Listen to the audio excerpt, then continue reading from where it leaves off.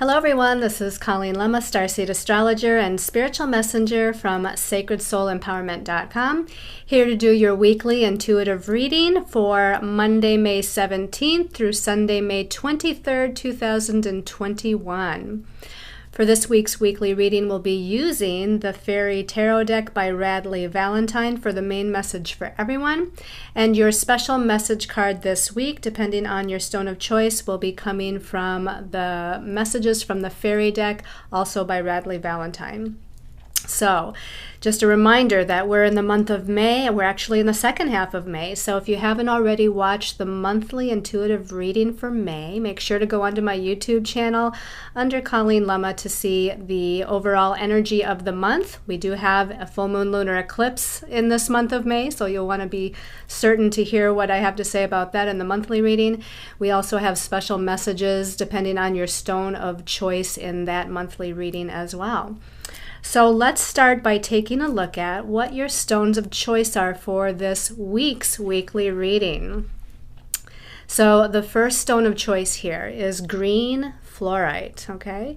Green fluorite, it helps us with growth and expansion, new beginnings, nourishment, health, vitality, and abundance. And of course it relates to the heart chakra, right? Our center of unconditional love and compassion and forgiveness. Okay. Your second stone of choice, this is beautiful. It's beautiful bumblebee jasper. Bumblebee jasper. And this has an energizing effect. Of course, it relates to the solar plexus chakra, right? Our center of personal power, our center of our sense of will and identity, but it's about energizing, and it's about joy and happiness, honesty, celebration. It helps us to achieve our dreams in life, and it helps to stimulate the mental body, so our thoughts and our perceptions, our communications. Okay. And then our last and third stone of choice is yellow calcite. Yellow calcite also is going to relate to that solar plexus chakra, right? It's that wonderful yellow color that stimulates our confidence and courage. And of course, this stone is for self-confidence. It's for hope, motivation, drive. It helps us to release self-doubt, and it helps us to clear out old energy patterns. So again, our stones of choice for this week are the green calcite, the bumblebee jasper, and the yellow calcite. And I'll show these to you again once we get to the card part of our reading. So let's go ahead and start by talking about the astrological highlights of significance this week. And actually, there's something happening every single day this week. So we start out on Monday the 17th. And the sun, which rules our identity and our ego and our vitality, our physical vitality, the sun is still in Taurus on Monday. Taurus is about our sense of security, and it does deal with financial security as well. It also rules our values, our personal resources. And the sun is in a positive aspect to Pluto. Now, Pluto is the planet of death and rebirth, transformation, transmutation. It rules power.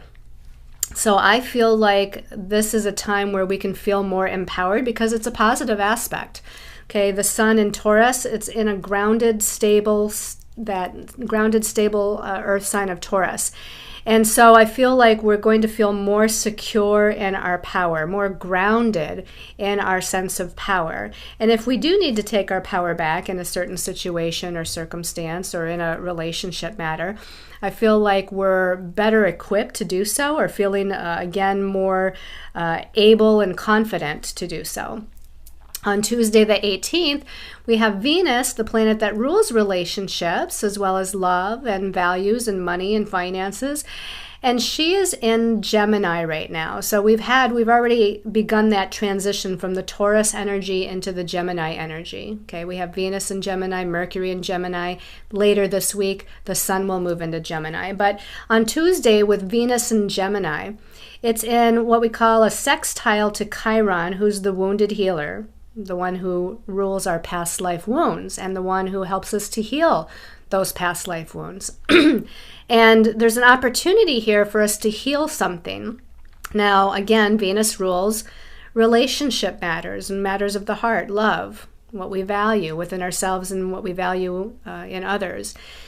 And in Gemini, she's going to value communication, right? Gemini is all about our thoughts, our ideas, our perceptions, and communication. So I feel like that on the heels of that empowering Sun trine Pluto on Monday, that there's an opportunity here for Venus and Gemini to have a conversation and a communication that maybe she needs to have. Maybe she needs to have that conversation within herself. Maybe it's with another or other people.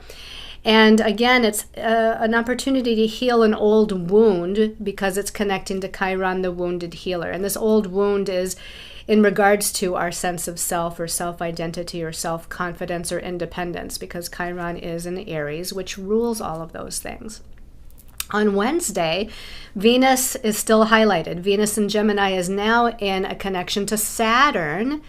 And Saturn is the great teacher of lessons, and Saturn does rule restrictions and limitations and delays, but it also rules restructuring or the restructuring process, and it rules manifestation. And this is a positive connection between Venus and Saturn. So again, because Venus is in that communicative sign of Gemini, I want to say that, again, it's supporting this idea of having a conversation with somebody about some sort of a lesson that is within, again, a relationship matter, or perhaps a restructuring of a thought process or a perception or belief system within yourself and how you value yourself. So this can play out, again, either with other people or within yourself, but it's supporting this restructuring process through thoughts and communications. And then on Thursday, the Sun is moving into Gemini to join both Venus being there and Mercury being there. Now, for the next month, the Sun will be highlighted in Gemini. And again, that's all about information, messages, communication, thoughts, ideas, perceptions. And Gemini is very curious. And Gemini is very objective and logical.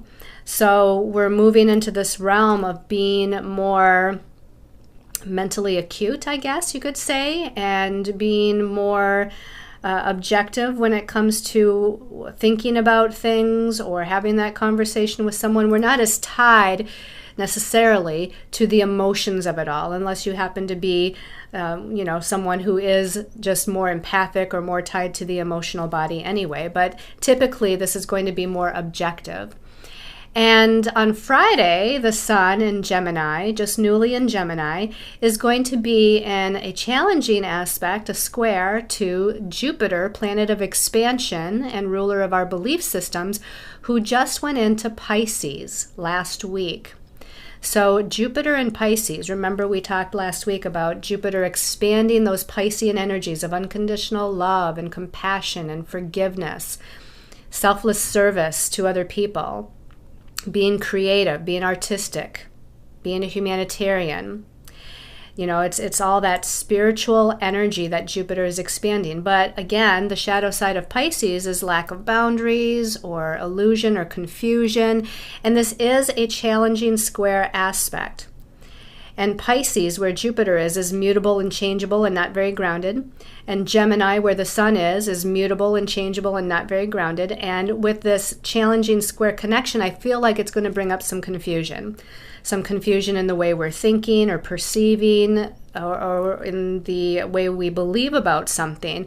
I just feel like it's going to expand. Jupiter's going to expand this kind of confusion energy or energies through communication or information or messages kind of coming from all directions, or not being very clear, being a little muddled, not being focused and grounded. And then on Saturday, the 22nd, Mercury, which we haven't talked about this week, but as I said, Mercury is also in Gemini and is now in its shadow. It's not quite retrograde yet. It's going to be going retrograde towards the end of this month, so very soon. But it's already in its shadow period. And Mercury is the natural ruling planet for Gemini. So it's very comfortable in this area of communication and messages and information, and paying attention to details, and being curious about that information that it's trying to find out about or research, if you will. And because it's in a shadow, it already is starting to be a little muddled or a little bit ungrounded, unfocused, confusing, etc. And on Saturday, Mercury in Gemini is challenging Neptune in Pisces. And Neptune in Pisces can be very nebulous. It's very, again, ungrounded and unfocused and intangible because it rules the spiritual realm. It rules those things that are intangible. So I really feel like communications at that point, pretty much for the weekend, might be a little bit confusing. It's going to be best if you wait to make serious decisions, if you can wait for a time period to make those serious decisions. Or if you're having a communication and you need to have that communication, to reiterate what you're saying, to reiterate what you're hearing, to make sure that it's all very clear. Again, earlier in the week, around Tuesday, Wednesday, I feel like is the best time if there needs to be some sort of communication about something, especially within relationships. That's probably the best time to do it. Once we get to the weekend, things start to be a little bit more on the confusing side, and Jupiter will expand things into a drama energy sometimes, and so that's not going to be very supported either. And then on Sunday the 23rd, we have Saturn, that planet that rules karmic lessons, right? Saturn, the great teacher of karmic lessons, the one that rules those delays, restrictions, and limitations, but they're there for a reason, because it rules, again, this process of restructuring, this grounded process of moving through things to restructure and create form with something, to manifest something new, and to take responsibility. Saturn is the planet of responsibility. So it's been at a stationary point all week this week. And even from last week, we started to feel the effects of Saturn slowing down, getting ready to turn retrograde on this Sunday, the 22nd. Might have caused more physical feelings of being tired or lack of vitality on the physical level. Feeling maybe a little bit down or depressed, or even frustrated emotionally on that emotional level, frustrated mentally, feeling challenged mentally. So on that mental level, there's maybe a little bit of challenge that's been happening. And again, now we're turning our energies of responsibility inward while it turns retrograde to restructure our physical, emotional, and mental bodies to match what it is that we want it to be, to match what it is that we want to manifest in our lives on a spiritual level, on a physical level. Okay, so that's a little bit about the astrology for the week. So let's change our perspective here and see what our angels and guides have to say for this week. Okay, everyone, so let's go ahead and take a look at and remind you what your stones of choice are for that special message card. That first stone of choice is the green fluorite. We have that second stone of choice as the bumblebee jasper. And our third stone of choice is that beautiful, almost opaque yellow calcite. So let's go ahead and take a look at the messages from our angels and guides. In this case, we're dealing with the fairies this week, and that's because of all this Gemini energy, right? We have Mercury and Venus and the Sun moving into Gemini this week. And Gemini, to me, just kind of rules nature in the fairy realm. That's why I chose the fairy decks this week. So the first message here, okay, it's the Two of Summer.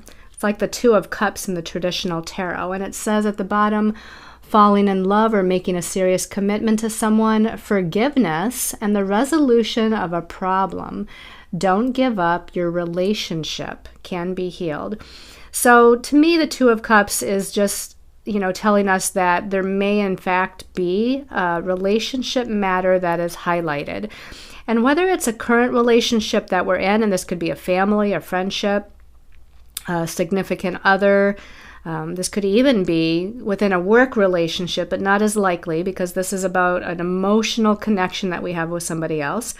But this can even be about a relationship from the past, okay? So we could be just dealing with feelings and emotional energies from that relationship from the past. But whatever it is, it's definitely involving, to me, this idea of forgiveness. That's what stands out to me, especially because we have Venus connecting to Chiron and Saturn this week. Remember, Chiron is the healer of past life wounds. Saturn is the planet of karmic lessons. And this here says forgiveness and the resolution of a problem. So don't give up, because the relationship can be healed. And again, if this is a past relationship, it's just about your perceptions, your heart chakra energies, your old belief system surrounding relationship in general, or your idea of partnership in general, if it's not about, a relationship that you're currently in. So let's go ahead and take a look at the next couple of cards here. But this is definitely about a balance, right? Because the number 2 doesn't always speak about two people, but it does speak about balance and harmony. So we're trying to bring a sense of balance and harmony to our heart chakra energies. And again, maybe a balance and harmony within relationship with somebody else. Now the second card came out as 2 cards here. So let's take a look at the first of the 2. Okay, we have the 7 of Winter. This is like the 7 of Swords in the traditional tarot. And the sword suit is the suit of the mental realm, our thoughts, our ideas, our perceptions. And communication matters as well. And again, we have all this Gemini energy, which deals with the same.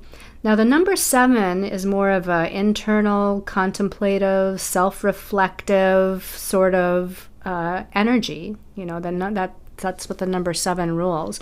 It's this idea of going within to kind of think about things, to understand things from a deeper perspective, to not jump the gun. And with Gemini is mutable, changeable, and sometimes it jumps the gun with saying something. Okay, Gemini sometimes just spit things out really quickly.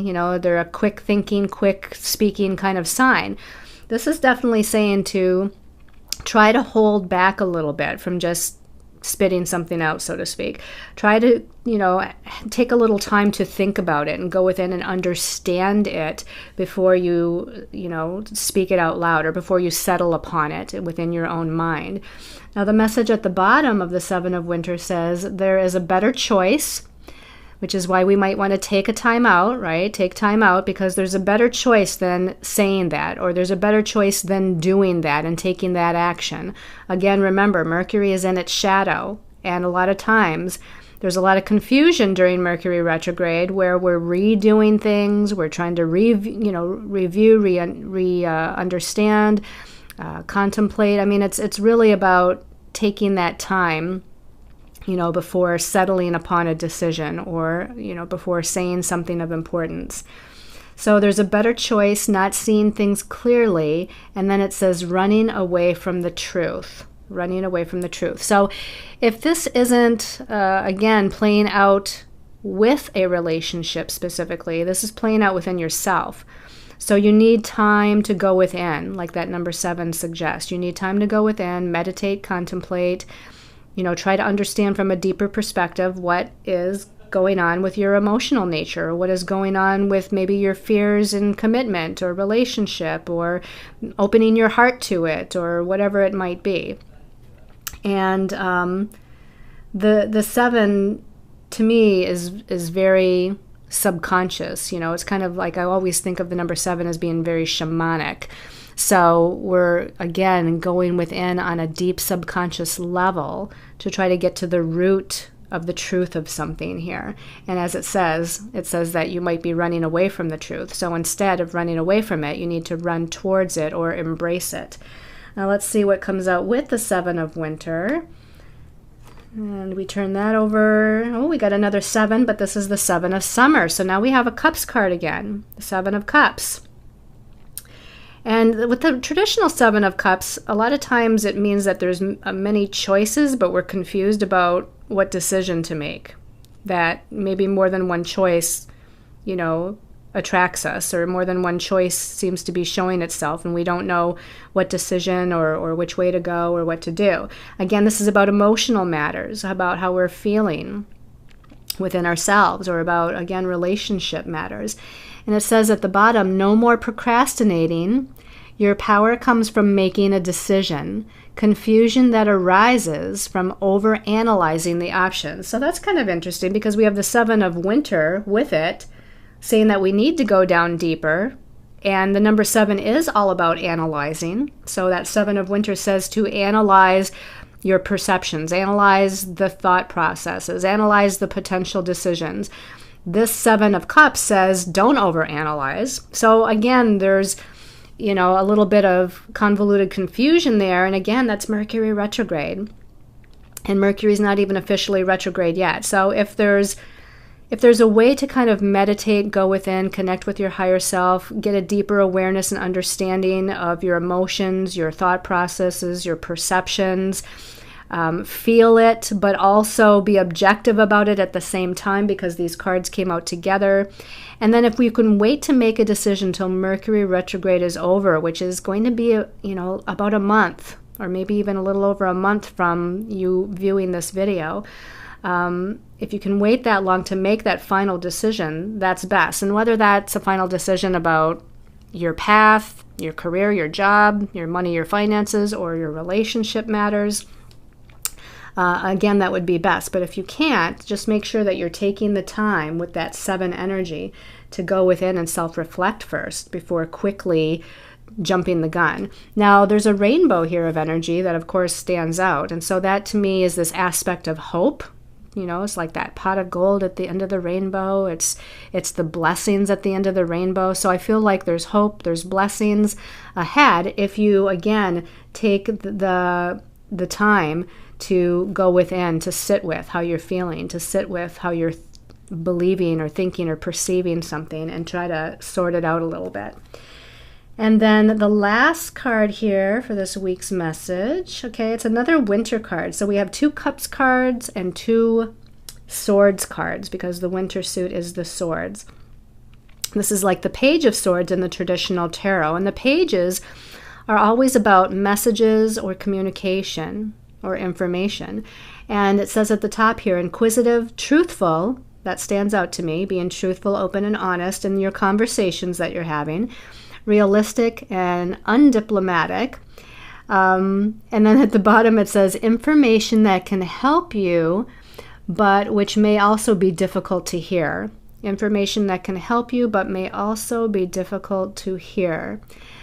Speaking the truth with kindness. And then it says an indigo child or adult. So again, I feel like we're needing to have a conversation with somebody, and maybe it's something that can't wait for over a month, right? I mean, if we have situations that come up in our different types of relationships all the time, and we can't just hold it off for 4 or 5 weeks before we try to sort through it. So this is saying that we need to be open and honest. We need to speak the truth, but do so with love and kindness and compassion, right? We got the Cups cards in here, which is all about unconditional love and compassion and forgiveness. So we definitely want to hold that divine feminine energy, but we also want to be truthful and logical and objective, and just speak our authentic truth with whatever is happening for us within the situation or the relationship. And you might also hear from the other person or persons, if there's more than one.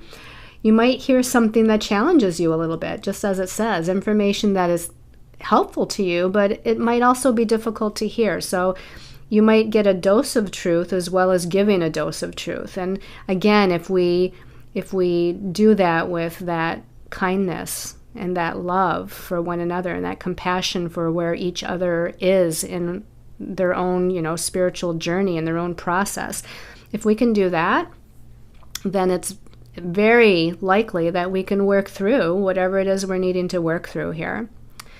Okay, so let's take a look at, let's not do what I did last week and forget your special message card, right? So here we have the other fairies deck here for the special message card depending on your stone of choice. So that first stone of choice was the green fluorite people. Special message for green fluorite people. Okay, this one, as I open my eyes, was sticking out. Daughter. Okay, interesting. It says the answers to your question involves your daughter. Well, that's pretty literal, and it could be quite literal. Maybe it deals with a daughter, maybe it deals with a granddaughter, maybe it deals with another woman in your family. Let's not just say it's all about a daughter or granddaughter.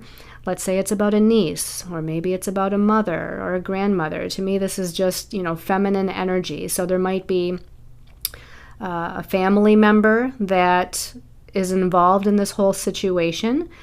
This could also be about your inner child. I know most of you listening to this video are probably women, so we all have an inner child that's in need of healing, and maybe that's that daughter reference, that's our inner child that, it wants to be loved. You can look at that fairy, and she's playful, and she's childlike, and she's innocent, and she wants to have fun. And so maybe the answers have something to do with that inner child within you, that inner feminine child within you that just wants to be appreciated and coddled and loved and paid attention to, and wants to have fun and enjoy herself and enjoy her life. So there could also be messages, I'm feeling, messages coming from other people. They're saying this could also be a friend as well. Again, that doesn't have to be a family member. This could also involve a friendship or someone who's like a daughter to you. It doesn't have to be a biological family member. But I feel like we're needing to kind of lighten the load, so to speak. There's some... Not that the energies are all that heavy, but they're a little confusing. And so I feel like, not that we want to make light out of a challenging situation, but sometimes we need to interject a little bit of humor. Sometimes we need to take a little time out or a break and have some fun before we come back and be serious and adult again. And I feel like that's part of this energy of the daughter card that's coming in as a message for you this week. All right. And then for those of you that chose that Bumblebee Jasper, this one's calling my attention. And this is patience, please. Well, hard to be patient with all the Gemini energy, but it does say what you're asking for is coming about. Have patience, as there are unseen factors that need to occur first. Well, I would say that that's a result of moving through this Mercury and Gemini retrograde, and that there's more information that's needed. So there needs to be a little bit of patience before all the puzzle pieces are in place. Geminis love to use their mind. They love they love to create some sort of sense out of the puzzle. So there's a lot of puzzle pieces out there, Gemini, again, and its curiosity and a little bit of this and a little bit of that. But when you take a little bit of all these things and you're not focused enough to follow through with certain things, sometimes you have scattered information. So that Gemini scattered information, along with the Mercury retrograde, says, okay, just wait a minute, because you got to put the puzzle pieces into place for them to make sense. You need to be able to see the whole picture. And right now, you can't see the whole picture. So rather than making a snap decision or quick decision, or having, again, that quick communication, or taking the first bit of information or the first message that comes along as gospel truth, just have a little bit of patience, because there's still more that needs to happen. There's still more that needs to unfold for everything to make sense. I also feel like you need to ask more questions. So asking more questions, if something doesn't make sense, or again, if all the information isn't there, and whether those questions are being asked of other people, or whether you're asking the universe or your angels and guides to answer those questions and give you more information. Either way, I feel like asking questions is necessary.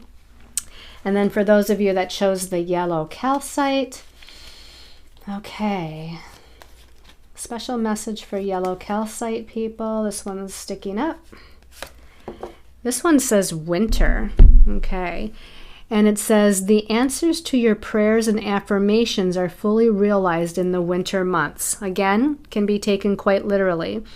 I know some of us are entering summer here in the Northern Hemisphere. Those of you in the Southern Hemisphere are entering fall, right? So depending on where you are in the world, know that the winter months for you may hold the answers that you seek. That, the answers to your questions, the realization of a dream, the creation of a project.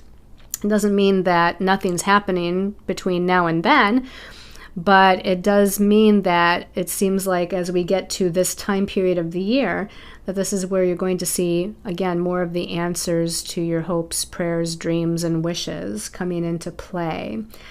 We have a unicorn here in this card. So again, we have this idea of hope, peace, purity, especially because it's most unicorns are white, but not all.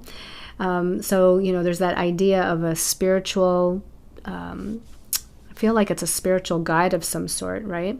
So some of you might want to look up unicorn totem, the unicorn totem as a message of guidance for you.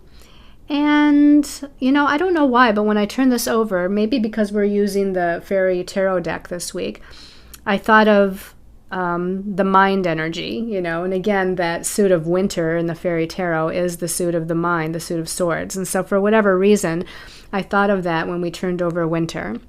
So there may be something also connected to, again, your thought processes, your perceptions, that you need to shift your perspective or shift how you're perceiving something in order for you to be able to fully realize those dreams as we get towards, again, those winter months. And then they're telling me to figure out the numerology vibration as we move towards the winter months. So that would be, November, December, January, February, somewhere like that. So that would be 7, 8, I would say December. December is one of those months of realization of your dreams. And also February. December and February, I say, are the 2 months that stand out as far as the manifestation and realization of those dreams. Okay, everyone.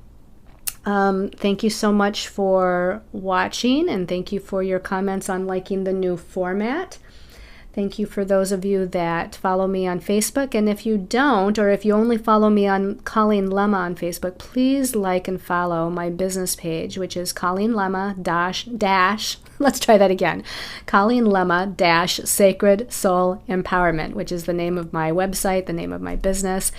I'm going to be transferring slowly but surely over to posting only on that business page because there's certain things I cannot post on the Colleen Lemma personal timeline page. So for now, I'm still kind of posting on both, but please make sure to make that transition and follow me on Colleen Lemma Sacred Soul Empowerment. Tell me what you think about the new website. It's it's not really under construction because it's up and operating, but it's going through some changes, and those changes are slow but sure. But you might want to pop on there and see some of the new things that are happening, the new layout. It's shaping along really nicely. I'm hoping that by the time Mercury retrograde is over that we have it mostly in place, and getting ready to launch some products, some brand new products, which is really exciting. So still working on the content for that, but some of those products are already up, but there's going to be an expansion and a little bit of change, which is exciting for those as well. If you haven't signed up for my newsletter, make sure to go on to my website, Sacred Soul Empowerment, and sign up for that monthly newsletter. There's special promotions or discounts or special information that might be helpful for your soul's journey. Sending you lots of love and light, everyone, and many, many, many blessings.